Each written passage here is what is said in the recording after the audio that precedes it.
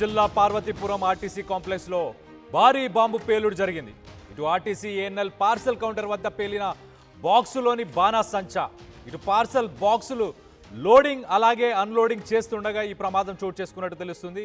ప్రమాదంలో నలుగురికి తీవ్ర గాయాలయ్యాయి, ఒకరి పరిస్థితి విషమంగా ఉన్నట్టు తెలుస్తుంది.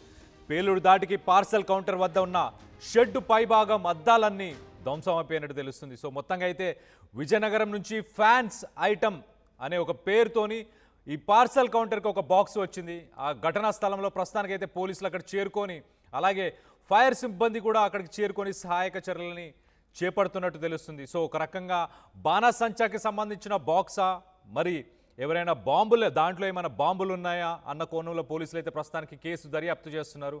కానీ మనం ఒక్కసారి చూస్తే కనుక విజయనగరం నుంచి ఫ్యాన్స్ ఐటమ్ అని చెప్పేసి ఒక పార్సల్ కౌంటర్కి ఒక బాక్స్ అయితే వచ్చినట్టు తెలుస్తుంది. సో దీనికి సంబంధించి మరిన్ని వివరాలు మా ప్రతినిధి గంగారెడ్డి లైన్లో ఉన్నారు, రాజేష్ లైన్లో ఉన్నారు. రాజేష్తో మాట్లాడి తెలుసుకునే ప్రయత్నం చేద్దాం.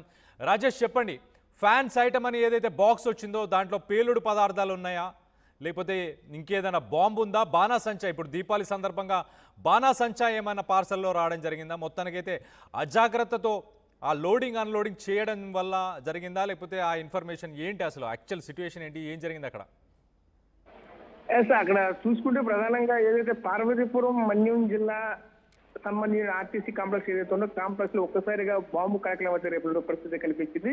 అదేవిధంగా ముఖ్యంగా చూసుకుంటే విజయనగరం నుంచి పార్సల్ అక్కడ వెళ్ళినట్టయితే ఒకవైపు అయితే చెప్పుకోసం నేపథ్యం అయితే కనిపిస్తుంది. ముఖ్యంగా మనం అక్కడ చూడొచ్చు, అక్కడ పార్సల్ ఎత్తి దించే టైంలో అంటే అన్లోడింగ్ లోడింగ్ జరుగుతున్నటువంటి టైంలో జరిగిన ఘటనగా అయితే చెప్పుకోసం నేపథ్యం అయితే కనిపిస్తుంది. ఈ క్రమంలోనే అక్కడ ఒక్కసారిగా బాంబు పేలడంతో అందులో ఉన్నటువంటి ఐటెంలు ఒకసారిగా చేజర్ కింద పడడం కానీ చేయొచ్చు, లేదంటే అజాగ్రత్తగా జనరల్ గా మనం చూస్తూ ఉంటాం లోడింగ్ అన్లోడింగ్ జరిగేటప్పుడు ప్రతి ఒక్క ఐటెం లో కూడా ఎత్తి పడేస్తుంటారు సైడ్ కి. ఆ విధంగా అటువంటి జరిగేటప్పుడు లోపల ఉన్నటువంటి ఐటెం కి ప్రెజర్ వచ్చి ఆటోమేటిక్ గా విస్ఫోటనం చెందిందనే విషయం అయితే ఇంకా పూర్తిగా తెలియాల్సి అయితే ఉంది. ప్రస్తుతం మనం చూడొచ్చు ఏదైతే జరిగినటువంటి ఘటన అయితే మాత్రం తీవ్రంగా కలిసి పరిస్థితి కనిపిస్తుంది. ఎందుకంటే అక్కడ స్వాభిమానంలో ఉన్నటువంటి వ్యక్తికి అయితే మాత్రం తీవ్రంగా గాయాలైనటువంటి పరిస్థితి కనిపిస్తూ ఉన్నాయి. ప్రస్తుతం పరిస్థితి విస్మయంగా ఉందంటూ కూడా మరొక చెప్పుకొస్తున్నారు. మరొక ముగ్గురికి తీవ్ర గాయాలైనటువంటి పరిస్థితులు కూడా కనిపించాయి. ప్రస్తుతం చూసుకుంటే అంతా కూడా అదుపులో ఉందంటూ కూడా మరొక వైపు అయితే పోలీసులు కూడా చెప్పుకొస్తున్న నేపథ్యం అయితే కనిపిస్తుంది. ఈ క్రమంలోనే మరోవైపు ఆ యొక్క జరిగినటువంటి ఘటనా స్థలాన్ని అయితే మాత్రం సందర్శించినటువంటి లోకల్ గా ఉన్నటువంటి ఎమ్మెల్యే కూడా స్థానికంగా అక్కడే ఉండడంతో ఊటీన వెళ్ళి అక్కడ పరిస్థితి ఎలా ఉందని కూడా చేసిన అంతా కూడా పరిశీలించిన పరిస్థితి మాత్రం కనిపించి ప్రస్తుతం చూసుకుంటే అంతా కూడా అదుపులో ఉన్నటువంటి పరిస్థితి కనిపిస్తూ ఉన్నాయి. అదేవిధంగా ముఖ్యంగా మనం చూడొచ్చు ఇటువంటి పార్సల్ అనేవి ఈ కాలంలో ఇప్పుడు ఎందుకంటే దీపావళి ఇస్తూ ఉన్నది పూర్తిగా అంత అజాగ్రత్తగా ఒకరికి తెలియకుండా ఒకరు అందులో ఏముందో కూడా కనీసం చూడకుండా ఈ విధంగా పట్టించుకోకపోవడం, ఈ విధంగా బయటికి పంపించడంతో ఇటువంటి ప్రమాదం జరిగిందంటూ కూడా మరొకవైపు ఇక స్థానికంగా ఉన్న ప్రజలు అలాగే ప్రజాప్రతినిధులు కొంతమంది కూడా ఆవేదన వ్యక్తం చేసిన పరిస్థితి కనిపిస్తుంది. అంత కనీసం జనరల్గా ఇటువంటి పేలుడు పదార్థాలు అనేవి పార్సల్ అనేవి ఇప్పుడు కూడా పంపించకూడదు. ఇటువంటి ప్రమాదాలు కనుక పంపిస్తూ ఉంటే ఇటువంటివి ఖచ్చితంగా జరుగుతాయి. అందులో ఏముందో కూడా చూసుకోకుండా ఒక ఫ్యాన్సీ ఐటెం పేరుతో వచ్చినటువంటి ఐటెంనే ఈ విధంగా కనీసం దాన్ని ఏముందో కూడా చెక్ చేయకుండా చేయడం, అంత అజాగ్రత్తగా ఏదైతే దానికి సంబంధించినటువంటి అక్కడ అధికారులు కావచ్చు, అక్కడ సిబ్బంది కావచ్చు, ఆర్టీసీకి సంబంధించినటువంటి గూడ్స్ ట్రాన్స్పోర్ట్ చేసే సిబ్బంది కావచ్చు, అంత అజాగ్రత్తగా వ్యవహరిస్తున్నట్టు కూడా మరొక వైపు విమర్శలు వినిపిస్తున్నాయి. నందు. Right Rajesh, thanks for the latest update. Parvathipuram RTC complex దగ్గర భారీ బాంబు పేలుడు జరిగింది. ఈ సంఘటన ఏఎన్ఎల్ పార్సల్ కౌంటర్ దగ్గరికి వచ్చిన ఒక బాక్స్లో బాణాసంచా ఉండడం వల్ల జరిగిన సంఘటన. ఒక రకంగా చూస్తే కనుక బాణాసంచాని తరలించకూడదు, ఎవరు కొరియర్ ద్వారా కానీ ఇలా కానీ తరలించకూడదు. మొత్తానికైతే ఆ బాక్స్ని తరలించారు. ఒక ఫ్యాన్సీ ఐటమ్ అని చెప్పేసి ఆ బాక్స్ మీద రాసి పెట్టి పంపించినట్టు తెలుస్తుంది. సో దాన్ని అక్కడున్న అన్లోడింగ్ లోడింగ్ చేసే వ్యక్తులు ఎవరైతే ఉన్నారో వాళ్ళకి తెలియకుండా మొత్తానికైతే ఆ పొరపాటు జరిగింది. దాంట్లో ఇప్పుడు ముగ్గురికి తీవ్ర గాయాలే, ఒకరికైతే పరిస్థితి చాలా విషమిచ్చినట్టు తెలుస్తుంది. సో మొత్తంగా నలుగురికైతే తీవ్ర గాయాలైనట్టు తెలుస్తుంది. ఇటు పేలుడు దాటికి పార్సల్ కౌంటర్ అంతా మనం ఆ విజువల్లో చూడొచ్చు, పైన విజువల్లో చాలా క్లియర్గా కనిపిస్తుంది. ఆ కౌంటర్ ఏదైతే ఉందో ఆ కౌంటర్లో చూడండి మొత్తం ధ్వంసం అయిపోయి, అక్కడ అద్దాలు ధ్వంసం అయిపోయి, ఆ షెడ్డుకు సంబంధించిన ఆ పై కప్పు కూడా ఎగిరిపోయినట్టు తెలుస్తుంది. ఆ పార్సల్ కౌంటర్లో ఉన్న ఇతర పార్సల్స్ కూడా డ్యామేజ్ అయినట్టు చాలా క్లియర్గా తెలుస్తుంది. ప్రస్తుతానికైతే అక్కడికి పోలీసులు అలాగే మరియు అగ్నిమాపక దళం వీళ్ళందరూ కూడా అక్కడ చేరుకున్నారు. స్థానిక ఎమ్మెల్యే కూడా పరిసర ప్రాంతాల్లో ఉండడం వల్ల ఆయన కూడా అక్కడికి చేరుకునే పరిస్థితిని తెలుసుకునే ప్రయత్నం కూడా చేసినట్టు తెలుస్తుంది. ఒక్కసారి మన విజువల్స్లో చూడొచ్చు ఎంత మోతాదులో ఆ డిస్ట్రక్షన్ అయిందో. ఆ రిక్షా ఒకటి ఎగిరి పడిపోవడం కానీ లేకపోతే అలాగే ఆ కౌంటర్కి సంబంధించి అద్దాలని పగిలిపోయి ఆ కౌంటర్కి సంబంధించి అక్కడ ఏదైతే కంప్యూటర్ కానీ అక్కడ ఉన్న కూర్చొని ఉన్న మనుషులు అలాగే లోడింగ్ అన్లోడింగ్ చేస్తున్న మనుషులు వీళ్ళందరికీ గాయాలయ్యాయి. ఒకరికైతే పరిస్థితి చాలా విషమంగా ఉన్నట్టు కూడా తెలుస్తుంది. బాణాసంచా ఇప్పుడు దీపావళి సమయం కాబట్టి ఈ సమయంలో బాణాసంచాని ఎవరు దాని ట్రాన్స్పోర్ట్లో మీరు తరలించకుండా ఉండండి. మీ పరిసర ప్రాంతాల్లో ఎక్కడైతే షాప్స్ ఉన్నాయో అక్కడి నుంచి మాత్రం కొనుగోలు చేసే ప్రయత్నం చేయండి. ఎక్కడికైనా పంపించాలనుకున్నా కూడా ఇలా కొరియర్ ద్వారా పంపించకండి. ఎందుకంటే అది ఎవరైతే దాన్ని లోడింగ్ అన్లోడింగ్ చేస్తుంటారో ఆ వ్యక్తులకు తెలియపోయి ఉండొచ్చు. సో దానివల్ల ఇలాంటి ప్రమాదాలు మనం ఎదుర్కొనే పరిస్థితులు ఖచ్చితంగా ఉండొచ్చు. సో ఒక్కసారి అసలు ఆ స్థానికులు ఏమంటున్నారు, ఆ సంఘటన స్థలంలో ఆ సమయంలో అసలు ఏం జరిగింది అనేది ఒక్కసారి వాళ్ళ మాటల్లోనే వినే ప్రయత్నం చేద్దాం. సౌండ్ వచ్చింది ఏంటంటే ఆ సౌండ్కి ఏదైనా భయపడిపోయాం. కానీ తీరా చూస్తే మాత్రం దీపావళి సామాన్లు అంటున్నారు. ఈ దీపావళి సామాన్లు నాకైతే అనుమానం. ఎందుకంటే దీపావళి సామాన్లు అంటే ఒకటితో ఒకటి అడ్డుకోవాలి. ఇది ఆ విధంగా జరగలేదు. ఒకటే సౌండ్. ఆ సౌండ్కి ఇక్కడ ఉన్న సామాన్లన్నీ పూర్తిగా ధ్వంసమయ్యాయి. అదేవిధంగా మనుషులు కూడా ప్రాణహానిగా ఇద్దరు కళ్ళు కూడా బాగలేదు. పూర్తిగా ఇద్దరు కళ్ళు కూడా పోయే స్థితిలో ఉన్నాయి. ఇదైతే మీరు కొంచెం గమనించాలి, కొంచెం ఎంకరేజ్ చేయించాలి. ఇదైతే దీపావళి సామాన్లు అయితే కాదు. మరి అది ఏదో కొంచెం ఎంకరేజ్ చేస్తే మంచిది. ఎందుకంటే అక్కడ ఉన్నాను నేను ఆటో డ్రైవర్గా. సో ఈ కళ్ళారా చూశాను కాబట్టి మీరు చెప్పగలుగుతున్నాను. నేనే చాలా భయం. ఒక దీపావళి సామాన్లు గోడ బొమ్మైనా అంత సౌండ్ రాదు.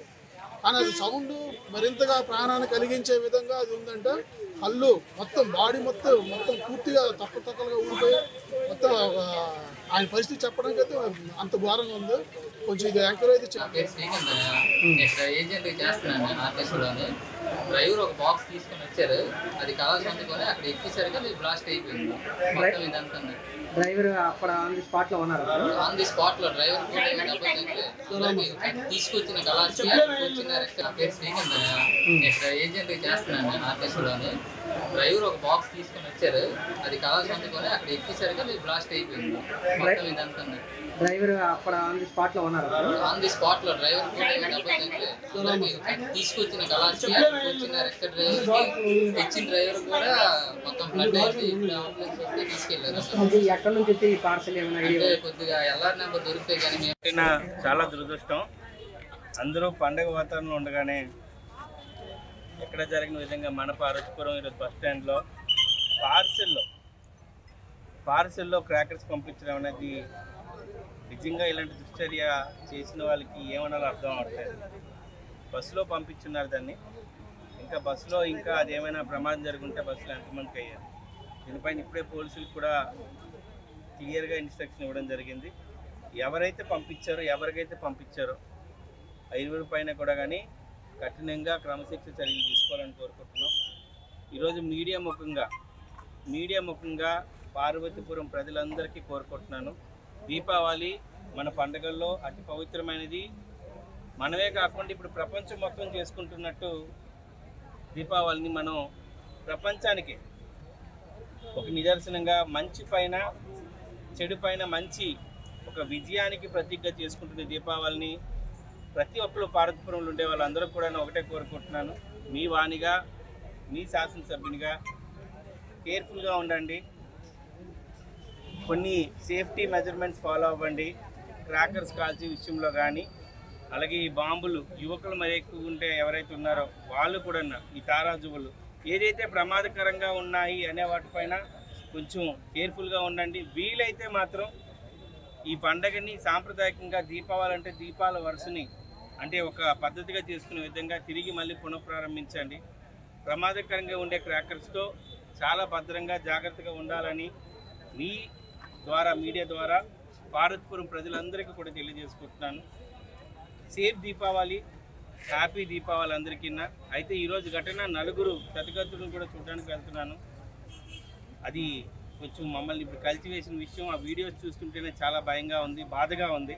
వాళ్ళ కుటుంబాలందరికీ కూడా సానుభూతి తెలియజేస్తున్నాను. మరొకసారి పార్వతీపురం ప్రజలు ఎవరైతే ఉన్నారో అందరూ కూడా సేఫ్గా చాలా జాగ్రత్తగా దీపావళి చేసుకోవాలని కోరుకుంటున్నాను. చాలా దురదృష్టం. ఏమైంది అంకల్? పవర్ బిల్లు చేపుకు చెల్లు హై బీపీ బహి తెల్లు పెట్టుకొని బిల్లు బీపీ అంటావేంటి అంకుల్? ఇల్లు అమ్ముకొని బిల్లు కట్టమంటావా? ఇంటి పైకప్పు నమ్ముకోమంటున్నాను. ట్రూజాన్ సోలార్ సిస్టమ్ ఇన్స్టాల్ చేసుకోండి, ఫ్రీ ఎలక్ట్రిసిటీ జనరేట్ చేసుకోండి. నీకు చెప్తే లో బీపీ వచ్చి పోతారేమో.